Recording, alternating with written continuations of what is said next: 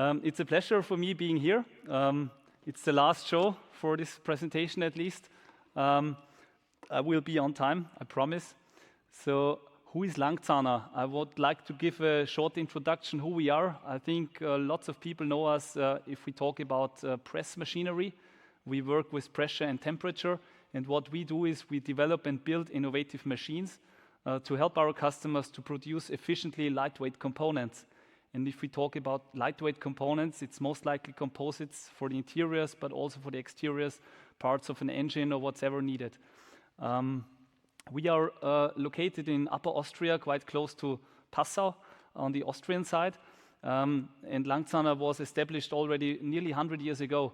So we have lots of experience over now nearly 100 years in pressing. It initially started with the wood working industry, which is a kind of a lightweight product by nature, a fiber reinforced material at least. So when we have grown in the last years heavily, especially in the last decades, in the sectors of aerospace and automotive. Meanwhile, it's a 145 people company, and specific and what is special at Langzauner, we have our engineering fully in-house. That means about 50 people out of the 145 is dedicated to engineering, so that we do tailored solutions, customized solutions. And we have a very high vertical integration of production, which is around 90%. So what are the industries? It's the aerospace industry, which was driving us in the last decades until 2019. It dropped down a bit, but now it comes back again heavily when we talk about new technology of thermoplastic, for example. New machines are required. We do lots of things in the helicopters, in the interiors, in the exterior structure parts, in the aerospace as well, but also in the automotive. I will give you some examples. Automotive is heavily driven by the e-mobility at this stage. So when we talk about battery covers, protecting plates, and there are lots of synergies in terms of process. I know materials are different, output and rate is different, but from a machinery point of view, the one is benefiting from the other, and we are combining that. We are also involved when you talk about sustainability in the wind energy, for example, where the bolts are out of an RTM process to reduce the swinging mass of the rotors, and all that are single elements we are contributing to sustainability. To give you some examples about the products, the machinery, some examples on the left-hand side when we talk about aircrafts. For sure, the typical ones, the UAMs are coming, so we are involved in lots of projects there. There are projects currently invested to produce a complete wing in an RTM process. We are also involved there. But on the automotive side, we see, for example, also the upper end and high end when we talk about spring leaves out of composites, the glass fiber epoxy resin, for example, or when we talk about battery covers or even the carbon wheel. To give an impression, we are acting locally in Austria, but we are globally present. So that means from Seattle to Sydney and the other way around. So local in development and production in Austria, we do everything from our home base. To give you some examples, we talk about pressure and temperature. That means heated plates, heated molds that we form under pressure and cure in the press.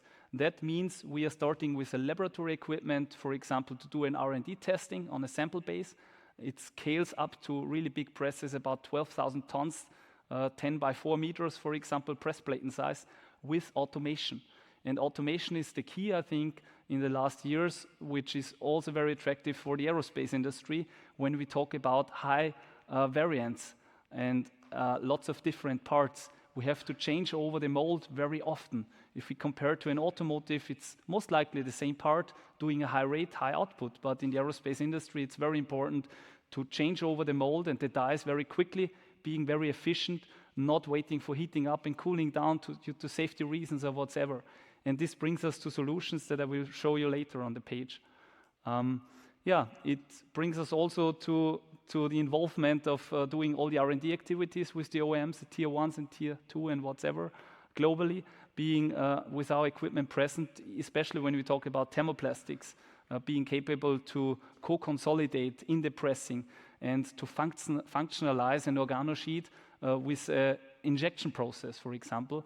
And this is the last slide I will end up later. It brings the solution to the market to really combine different processes and make an advantage on the product in terms of process cycle, in terms of materials and weight. Yeah, to give you 2 examples, on the left-hand side, we see a production line which is a flexible one, can be used for thermosets or thermoplastics. It's a fully automated line moving more than 90 different mold setups into the press automatically in less than 5 minutes. So that means there is a constant production. It's including also preheating stations to have the molds already on temperature. And this is a line for aircraft passenger seat components, which is brought to the market on Airbus aircraft, for example. On the other hand side of this slide, we see a high volume production of flat panel. It means like a multi-daylight, fully automated sandwich panel production line, which is on a constant level of performance, which is also heating, which is a fully automated process to bring the material into the process, to load the press, to press and cure, to unload it, do the quality check again and bring it to the next position. Such lines are operated since a couple of years now, and for example, it's the full A320 family is supplied with that panels from floor to floor. Everything that is flat, more or less, even it can be an overhead storage bin component or the floor panel or the cargo lining. Yeah, and ending up with that technology, we are currently at the stage of having developed a multi-process press, which is located for a customer in Kaiserslautern at the IVW, the Leibniz Institute, which is a 2,600 ton press force press with a platen size of 3 by 2 meter and capable to perform very big organo sheets, heat it up in the infrared heating station, transfer it and build up the pressure and form it in less than 5 seconds, which is a very crucial element if we have a look into the Airbus specifications. And between the infrared oven, where we heat up this sheet, and the forming station in the press, we have installed an inline thermographic camera, which is checking the heat distribution and homogeneity of the organo sheet, which is acting more or less as a quality gate and checking if the temperature is homogeneous on the organo sheet before we stamp form it. If it's not the case, it automatically goes back into the heating position again. And this means we are also, with this infrared heating station, flexible to act in different zones and reduce the power consumption. And we avoid, with that system, any kind of scrap that we produce. So this can be used, for example, as a string component, as we can see on the picture, for the thermoplastic section. Such a press can also be used to functionalize this organo sheet with additional polymers, can be a PEEK, for example, and locally reinforce.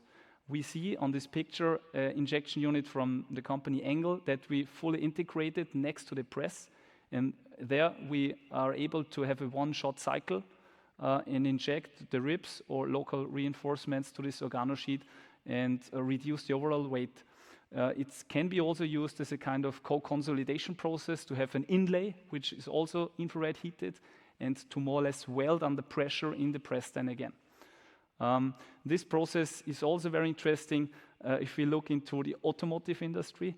When we talk about LFTD, it's long fiber thermoplastic, a direct one, where we just would have to add here an extruder with a double piston system, and we mix up, let's say, the polymer and mix it together with a long fiber.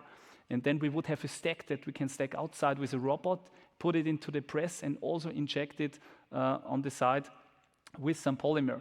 Very short cycle times, we talk here about 60 seconds. Very interesting from that perspective at least, and we are able to work with, let's say, recycled materials at a certain point that can be integrated into a part. The big question here is still, who is the OEM defining a specification sheet for that kind of recycled material? This is the big question at this stage, because the properties are not equal and the same. So finally, technology-wise, we are already on a very fast stage, I would say. Tests are running, qualification tests are done, but I think there will be some work to do on the specification to accept it. Finally, and that's my last slide here, it cannot be done without collecting data. And when we talk about collecting data, it means to use them to verify what has happened in a process, live or afterwards. And with our perfect data, we are able to collect each data point on a 10 millisecond basis, shift it over to a Linux processor and work with that directly to get a quality result together with the part. And this is something which is just the starting point, because everything which is connected to artificial intelligence is based on data. And this is actually what we at least started to gather and collect, and additional applications will follow on that in the coming months and years. So finally, that's the overall short presentation from my side. Thank you for your attention. If there are any questions, please ask after that or step by at our booth. Thank you.